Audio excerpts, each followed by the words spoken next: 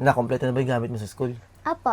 Eh anak, kailangan nating maaga pumasok ngayon na kasi may extra ang trabaho si Papa eh. Lagi mo galingan sa school ha. Opo, Papa. Gagalingan ko po sa school.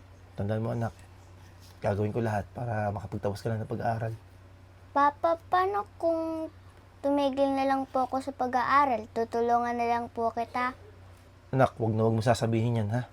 Pero, Papa... Anak, ito lang kaya kong ibigay sa'yo. Tandaan mo, hanggat kaya ng katawan ko, gagawin ko lahat.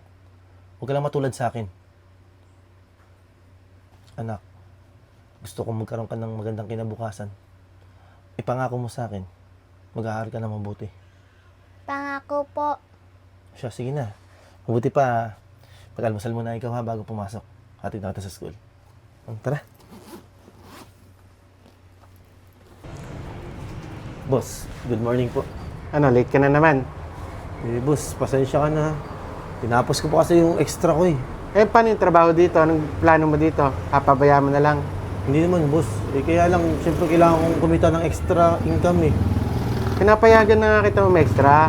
Ayusin mo yung pag-handle mo ng oras. Eh, boss, pasensya na talaga. Gusto mo matanggalan ng trabaho? Boss, huwag naman po. Eh, alam niyo naman po na ako lang bumubuhay doon sa anak ko eh. Yun naman pala eh. Ayusin mo yung oras mo. Huwag mo nang ulitin to ha. Huling na to. Sige, boss, di na po maulit. Pasensya na po ulit. Sige. Huling-huli na to, Charles. Mawawalan ka talaga ng trabaho. O sige na, bilisan mo na. Pumasok ka na sa loob. Salamat, boss. Sige. Anak, masarap ba yung pagkain mo? Opo. Ikaw, Jaylin, masarap ba? Oo, ate, masarap. Gusto nga lagi kumain dito eh. Mami, balik po tayo dito. Ang sarap po ng pagkain po dito eh. Ay, oo naman, anak. Basta pag may konting celebration tayo, dito tayo laging kakain kasi nagustuhan niyo yung pagkain eh. Sige, basta pag may gusto kayong pagkain, sabihin niyo lang sa akin, no, order ulit tayo, ha? Mag-CR lang ako. Kumain lang kayo.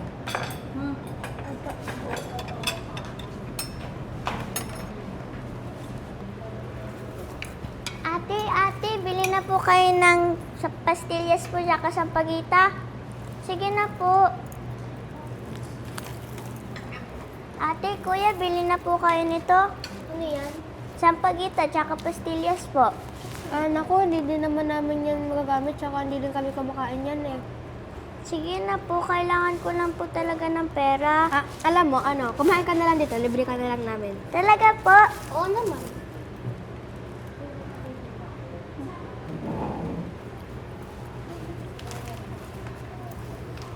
Ay, Neng! Ano nakapasok tong batang to? Lumabas ka dito, hindi ka pwede dito. Dito Hindi. ka pa nagbebenta. Hindi po kami naman po yung nagpaupo sa kanya eh. Ay, naku, Neng, hindi pwede. Alam mo kasi, makakasama yun sa mga customer namin. Hindi po, mabait naman po siya, tsaka pinakain lang po namin kasi wala po siyang pera. Neng, sana maintindihan mo, ha? Kasi yung mga ganyang bata, madami ng ganyan eh. Mga modus lang yan. Huwag kayo magpapaloko sa batang yan. Mabuti pa, ikaw bata ka, lumabas ka dito kasi nakakaya sa customer namin, oh. Alam mo ba yung mga customer namin dito, mahiyaman. E tingnan mo naman yung itsura mo, Neng. Hindi ako pwede dito sa restaurant, ipapagalitan ako eh. Ate, grabe naman po kayo eh. Gusto lang naman po niya kumain, tsaka wala naman po siyang ginagawang masama. Neng, huwag mo mamasamain yung pagsita ko dun sa bata. Eh, ginagawa ko lang yung trabaho ko. Lumabas ka na dito. Wait lang, ano nangyayari dito? Eh, ma'am, sensya na po sa abala. Eh, ito po kasing bata na to, pumasok po dito para magbenta. Hindi po yan pwede. Eh, kami naman nagpapasok sa kanya dito kasi pinakain namin siya kasi wala siyang pera, wala naman siyang ginagawa eh.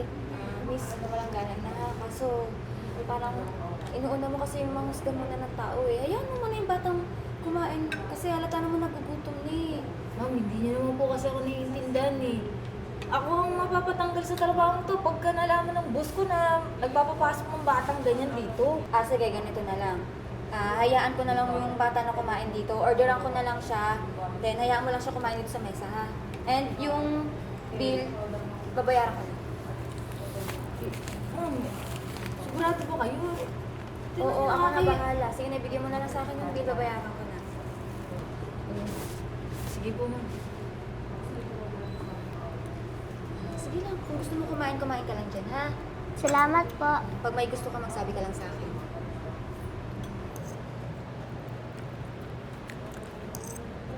Hoy, bata. Tama na yan. Pero hindi pa po ako tapos kumain. Di nga pwede. Alam mo, ang malas mo eh. No? Imbis na mayroon akong tip, sa'yo napapunta. Sige po, pa-take out na lang po pala niyan. Hindi nga pwede. Tinan mo, wala ng customer dito. Dahil nandidiri sa'yo. Ang baho mo kasi hindi ka naliligo.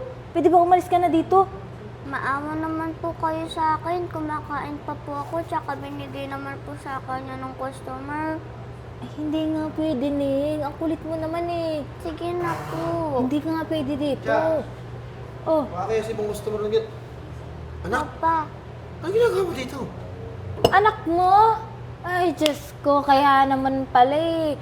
Alam kong wala kang maituturong maganda sa anak mo. Tinan mo, wala tayo ng customer dahil dyan sa anak mo. Dito nagbebenta. Tiyaw, huwag kang salita na ganyan sa anak ko ha. Alam mo, Charles, pagsabihan mo nga yung anak mo, nangihingi ng awa dito sa mga customer natin. Tiyaw, hindi ko pinakain ng ganyan yung anak ko. Eh, hindi na ako magtataka. Kasi ikaw ang tatay niyan. Ibig sabihin, wala kang maituturong maganda dyan. Tiyaw, ano sinasabi mo? O bakit? Masasaktan ka. Ito mo yung itsura ng anak mo. mabait po ang tatay ko. Wag mo po siyang pagsalitaan ng ganyan. Oh, bakit? Eh, totoo naman yung sinasabi ko sa Tsaka inyo. sobra. diba? Ano nangyayari dito? Oras ng trabaho, nag-aaway kayo. Ay, sir, ito kasing magaling nating dishwasher. Eh, pinapunta ba naman kasing anak niya dito? Eh, tinan mo, wala tayong customer. Sir, hindi ko kasi alam na pupunta yung anak ko dito eh. Wala po ako alam dito. Charles, ano ba to? Lagi ka nang late. Nagdadagdag ka pa ng problema. Ano bang gusto mong mangyari? Eh, sir, wala po kasi talaga ako alam dito eh. Anak, bakit mo kasi ginawa to? Ay, naku, sir. Mabuti pa, tanggalin mo na yung dishwasher natin para hindi napunta ng punta dito yung batang yan.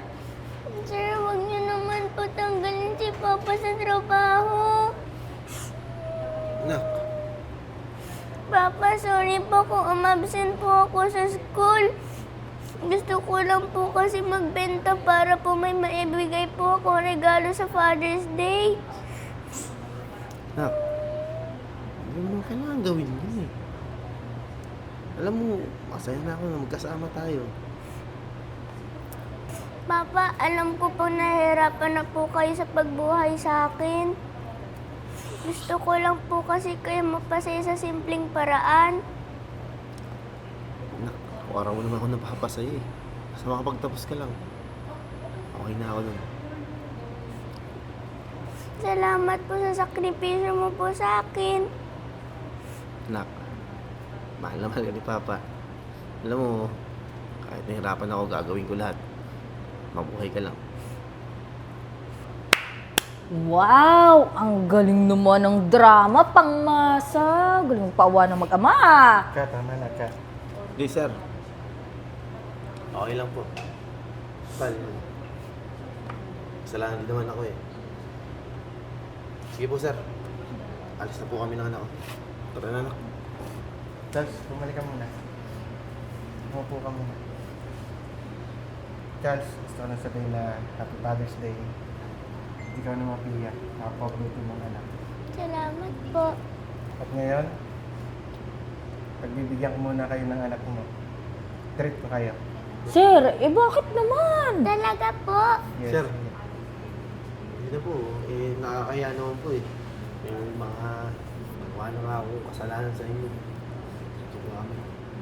Ano ka ba, Charles? Deserve mo yan. Sige na. Sir. Salamat po ah.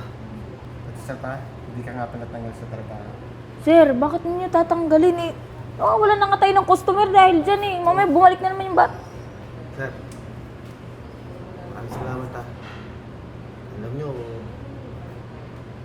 kailangan ko kasi talaga ng trabaho eh, para sa anak ko eh. Ako lang talaga yung bumubuhay sa anak ko. Kaya nga, nagpapasalamat ako kasi minsan napagbibigyan mo ako. Kahit late na ako, hindi mo pareho matanggal. Sir, ginagawa ko nito lahat para sa anak ko eh. Ay, hindi ako. Maraming salamat sir ah. Anak, salamat ko kay sir. Tatanggalin si Papa sa trabaho. Thank you po, sir. Ano naman. Alam mo, Charles, Ang swerte ng anak mo dahil may isang ama na katulad mo. Ay, salamat, sir. Sir, pwede ba? Huwag ka nga magpapadala dyan sa paiyak-iyak niya mag-ama.